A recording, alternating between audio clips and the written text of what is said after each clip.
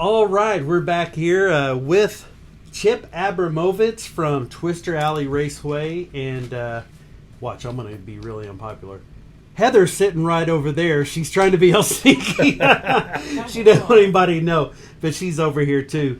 Really excited to have Chip and Heather here with us in studio. Chip, thanks for making it here with us. I appreciate it. Appreciate you having me. Tell us a little bit about the event that's coming up on Saturday. This is the Boogeyman, the finale. Just tell us a little bit about it. With the rough year that we've had, the Boogeyman is going to be just our season closer. It's a big event. It draws racers from the 4-state area and beyond. We've had racers out of Nebraska, right down in Texarkana, right on the Texas border, and it brings them up. And it's not a big money race, but it's just, I think it's more or less prestige of getting that trophy, the Boogeyman. Yeah. Now, earlier in the year, we were out there for one of the big events that you had, and you had something like, what was it, 180 carts? Yeah. What is that kind of what you're expecting for this, or is this more? On this one, I'm looking with a lot of the kids playing summer sport or fall sports and football and things like that, but I'm still thinking somewhere around 175 to 200. So it's going to be a full day of racing. Very much a full day. Gates will open at noon, and I would like to try to get started right on time around 3:30 and just get right into the program. Okay. Yeah. How late do you think something like that will run? Do you have any kind of... If we get started like I want to and get the heat races through, and I'm sure there's going to be several classes with B features, I'm looking to have all that done by 7:30, and then get right into the feature events. And then we run 12 classes, and we just go through them one at a time until they're done. And I'm looking somewhere, we'd run it on a time limit also. So 10:30. Okay. So it's not something that's going to run into past midnight, something like that. I very well hope it does not. Right. The first of the season, when restrictions were lifted and we were open our first night, it threw me for a loop. I had 164 show up that night, and I wasn't prepared, being the first race of the season, and it went right up till midnight, 12:30 when we got it completed. But you learn from a lot of your mistakes, and you knock the rust off, and you go on, and we get a lot better as it goes along. And then what do they say? It's okay to make mistakes as long as you learn from them. So there you go. Exactly right. Yeah. How many kind of classes? Did you say there's 12 classes? There is 12 classes. We have a rookie division, and the rookies are 4 to 6 year olds. We have a junior 1, junior 2, and junior 3. That covers all of our kids. We get into our adult classes. You have Clone 300, 350, 400. The same in the Predators, light, medium, and heavy. And then we have the stock appearing and the opens. When you say Clone 350, 400, what's the difference between a 350, 400? It's all based on the driver's weight. The driver himself, not the cart? No, it's total cart and driver across the scale. So then what's the difference between a Clone 350 and a Predator light, medium, heavy? What's the difference between Clone and Predators? The Clone is usually built by individuals, motor builders. There's some that get them out of Carolina. We have local motor builders here. The motor builder that I use is out of Gentry, Arkansas, and they are professionally built. Now your Predators, or like you go right up to Harbor Freight, got them on sale, take the coupon up there, $99. Predator, pull the governor. You can rejet them, aftermarket pipe, air breather. Move the tank to the floorboard, just pretty much similar to the Clone. You just cannot build them. They have to be stock. Okay. So then there's the stock appearing. You better believe that's right. Stock appearing. You was down there earlier in the summer.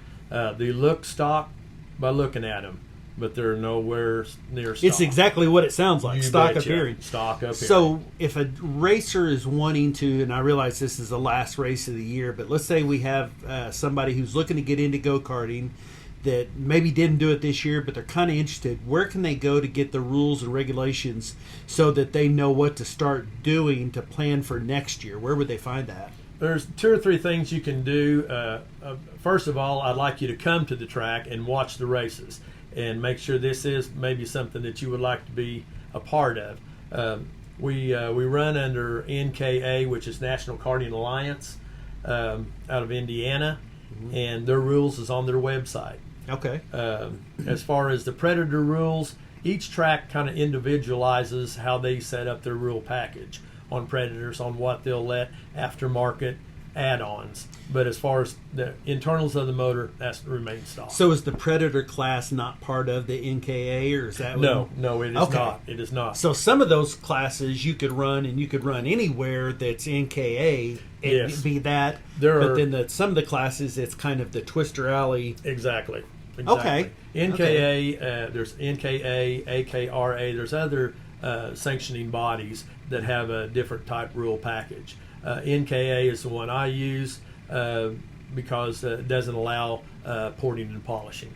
I mean, not everybody. We run pretty much an affordable racetrack to where the budget racer can come down and he's got just enough to get him to the track, but he should be out on that racetrack just like the guy that's got a full set of tires and 2 motors on the shelf. Let's say, again, one of those racers is wanting to get into racing. Very generic. If 25-year-old guy and he's wanting to kind of get into racing, what kind of ballparkish dollar amounts he look to get into just to get in and race that kart? Some I've seen on Craigslist, you can buy a race-ready go-kart and get in for anywhere from $1,000 to $1,600 and be competitive and be in the ballpark. Now that's probably a big part of why karting has caught on so much, because to get into one of the area dirt tracks and get into the stock car class, you're not going to be able to get in for that kind of money. No. So a lot of your racers start out there because it's a very affordable, very competitive, and I drove one of them. They're very fast. Exactly right. When you came down and you was in a good ride too, being Chris Stowe's ride, and Jason Harmon went out there, and you thought you was going to go out by yourself. Yeah, I was kind of surprised. You held your own, and that's no slouch kart that you was in, and Jason's no slouch driver behind the wheel also. So you put on a pretty good show. I've done a little racing here and there. It showed. It showed very well. Yes. So, but that's a lot of fun, though. Yeah. And what kind of age range? You have kids, you said, from 4 to 6. Like, what's rookies. your oldest racers? I want to say Sam Pugh. Oh, you're going to go ahead and call him out. Yeah. I'll tell you what. I'll call him out, but I tell you what. I think bragging. He's in his 60s. Okay. He's in his 60s, but drives like he's 17. Put it that way. Right on.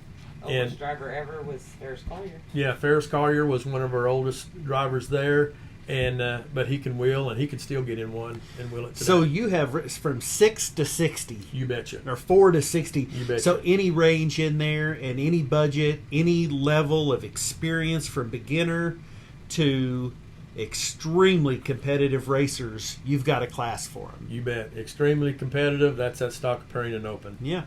How many years have you had Twister Alley Raceway? I've been Twister started in 2006, and I took it over as promoter, I believe, in the midsummer of 2013. So I've been there about 7 years. Okay. So what size is that track? It is 8th mile, and it is orange, red clay, oval. How is that compared to some of the other tracks? Is that about the same size, smaller, bigger? I believe the track in KC Raceway is just a tad bigger. There's County Line, or Mid-South they call it, by Blue Eye. Now, it's a lot smaller track. There's just a variance. Just a lot of variance. So it's pretty middle. But it's run-of-the-mill track for racers. Well, I can tell you, he may say that, but I can tell you we hit a lot of tracks, and I kind of consider ourselves pretty good aficionados on, because we hit so many tracks, we go, okay, that track did this really well, and that track maybe needed to work on that.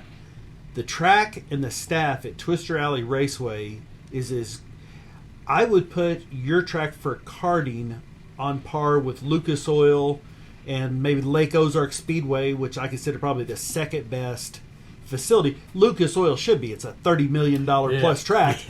But as far as fan friendly and getting in, and what you have, it's simple, but it's painted, it's nice, it's clean. Yeah. It's a phenomenal track. And one of the most amazing part is what's it cost to watch the races? Absolutely free. That's amazing to me. Absolutely free. So you can bring out a family, and then that way it frees up money to, you want to go over and buy a shirt. Exactly. You want to go over and get some of the burgers.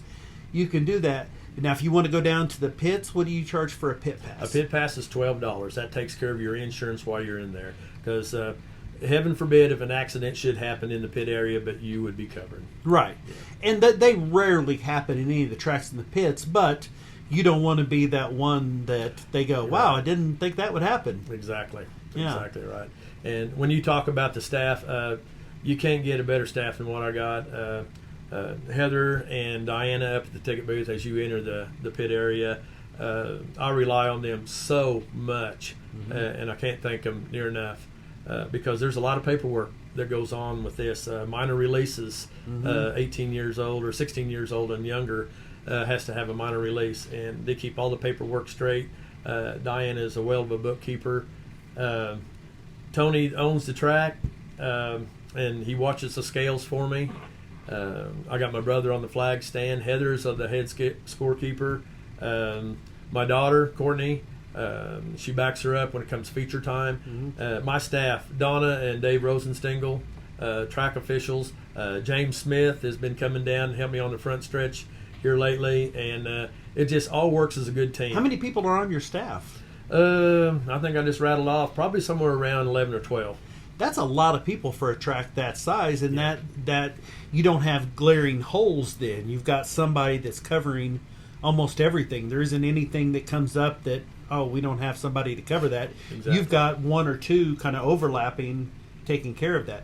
Now, one of the most important things my wife noticed, and for all the women out there, this is especially important, the bathrooms.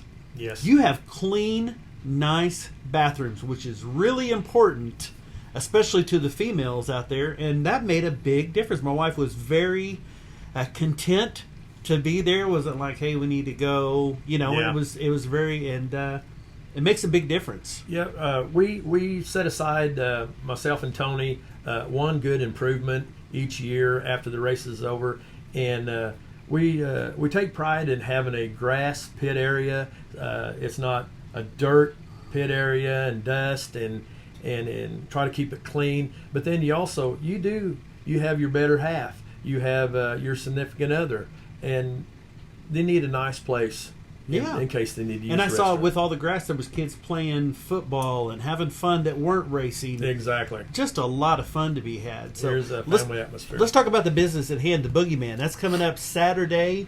You got your spot. Look at there. I just now noticed that we're Yes, right there indeed. on top of it. Man, that means a lot. I tell you what, the relationship we've built, and that's not knocking anything with E3. We've been out there. They're great. They enjoyed having us there. We love it. But we've had an especially good relationship with Twister Alley Raceway, and we talked about this a little bit, and I've got some envelopes here. They're going for the rookies. We especially wanted to kind of sweeten the pot a little bit for them. So first place in the rookies is going to have $50.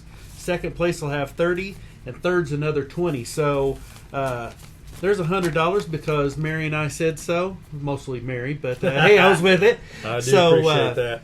But as far as the sponsors, it was a couple of weeks ago I put my feelers out and said we were currently seeking sponsors for the Boogeyman.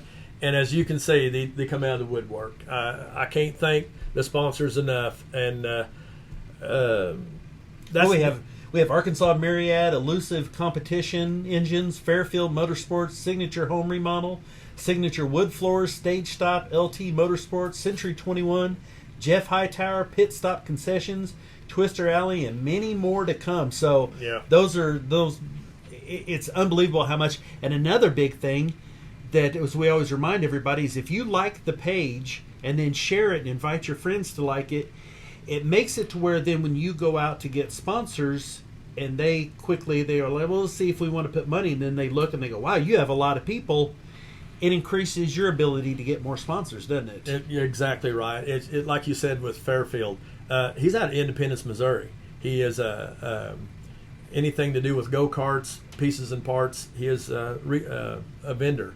And he got in touch with me, and how can I sponsor? Wow, that's awesome. He said, because your racers contact me and buy components from me, I want to give back. Same way with LT Motorsports. He's out of Springfield, Larry Tracy and Eric. A lot of my motors on the go-karts down there come through that shop. Mm-hmm. So there's a lot of clientele there, and they're nice enough to give back, and especially at the Boogeyman. Well, and you want to try to, when you need something that one of these sponsors offers a service, do your best to try to do that, because if you're a racer and you have a business that you're Monday through Friday, you'd kind of like for your other racers, if they're needing something that you offer, you'd be kind of like, hey man, I'd kind of like for you to do business with me, so you do the same. That's how we look out for each other and support those who support you, right? That's exactly right. Now, what time? The gates open at noon? Yeah, gates will open at noon. I got hot laps at 3:30, but I'm going to try to get it probably started by 3 and get them going that way, and then the races will follow after a short drivers meeting. Okay. There'll be an intermission at some point in there too, a little bit. After the heats and the B features are finished, and we'll adjust the track as necessary. Excuse me. Now the weather's supposed to be cooler temps, so I'm hoping the moisture stays in the track. But when you have 200 go-karts racing a track, it's going to be hard to keep it in race trim. Right. But we're going to do our best. How do we get to Twister Alley Raceway? If you get to Monette, that's a junction of Highway 37 and 60. We're about 12 miles south on Highway 37. You'll come to Butterfield, and there's a George's processing plant at the junction of 37 and W. You'll turn left if you're going south, and you'll go east across the railroad tracks. It's less than a mile, and the track lies on the left-hand side. And there's signs also. Awesome. So from the Springfield area, 45-minute drive. Oh, easy. Yeah. And you'll be back home before midnight, probably. We'll keep our fingers crossed. That's what I try to do. I try to get the rookies, and my kids' classes through first, so if that way they can be on the road going home, because they get tired and start nodding off, and I don't need that. Right. So, but yeah. All right. Hey, anything else, Heather? Anything you want to add in this? Nothing. Okay. Now, we also want to mention, we talked about it during our show, but it deserves one more mention. Tomorrow, Courtney's birthday. Yes, Courtney. I don't want to give her age away, but she is my oldest daughter. Okay. And she takes care of my concession. She's amazing. Yep. And granddaughter. Yep. I Brooklyn. love your Brooklyn. Brooklyn. She is awesome. Yeah, she's a doll. She's I got a to see character. her before I came up to the studios today. Okay, great. Yeah, but all right. Any questions? If they have any other questions, they can contact you. Yeah, they can contact me. Numbers there, or Tony, either one of us. And, okay. We'll share this logo here also when we post this. We'll put this in the comments so you can see it specifically. But you can contact Tony or Chip or Heather from the Twister Alley Raceway page. If you have any problems, get a hold of us. We'll get it to you. And man, I can't wait for this race. This is going to be a big one. This is going to be a big race to end out the season. Right on. Close it out. But well, congratulations on a great year. It's been a tough one with 2020. Nothing's been smooth this year. But hey, you've had a good track and a good races and a good staff, and this will be the topping, the icing on the cake for you. Well, put it to you this way, I hope it goes as good as what my race did Saturday night. I mean, that was a lot of fun. That's right. We want to mention that. I want to thank James Smith for letting me. I mean, a guy lets you have his car and go out there, and you might put it in a wad or bring it back in on a hook. But it wasn't my car, but I have a good mentor and friend in Kelly Bramer that's told me how to hook it up, drive it right, and then James had the setup for it that night, and everything just worked together. So he raced the mechanics race at Springfield Raceway on Saturday night. If we didn't mention that, they had their normal weekly racing plus powder puff. Exactly. And Heather, why didn't you get in and race the powder puff? No, but you won the mechanics class there. It wasn't easy. There was like 5 or 6 of us in the race, And I didn't know it till I got onto the track that 2 of them were go-kart racers. Oh, okay. Michael Dale that did pass me during the race, and it was tough getting back under him. And Chris Harding was on my outside waiting for me to make We that know Chris. mistake. Chris Yep. is And it was a lot of fun. It was a lot Awesome. of fun. That was really great. no planes. You're not going to get away from go-karts and jump back over to Tony the asked me that. We got a phone conversation. Asked me, he said, well, did you get a good taste of it again? And we're going to get away from the go-karts? And I said, nah. I said, this old boy, I said, I haven't raced in 10 years competitively. And getting in there, I love the feel of the motor that sets Yeah. you back, the feel of hooking up to the racetrack. And it was a blast. Were you It was sore a the blast. next day? No, I was not. It wasn't like that 10 years. It wasn't. No. Well, No. that's awesome. No, It would have killed me. no. It was I was great. sore for 2 days after riding in the go-kart. Thing about it was 10 laps, and we Oh, had, okay. 10 laps, and we had a caution in it, but I could have went 25 and had fun. It was just fun. Not as good as you once was, but good once as you ever was. There you go. That's the way to put it. Yes, indeed. Yes, indeed. Well, Chip and Heather, it's so great having you here in studio, and congratulations on a great year. And any questions about the track or the Boogeyman, make sure you go to the Twister Alley Raceway page. Let them know. But make plans to be Butterfield. Like I said, go to Monette, go south, and when you see the giant processing plant on your right, that's George's Chicken Plant. Turn left there at Butterfield and follow the signs, Twister Alley Raceway. Free to get in. I mean, you can't get any better than that. And then you got extra money to buy T-shirts and things like that. So, Chip and Heather, thank you so much for being here, and good luck Saturday. And I'm sure we'll see you Thank you before very the much. night's over, okay? I appreciate it. Hey, thanks a lot. For ORP TV, I'm Stag, and that's Chip.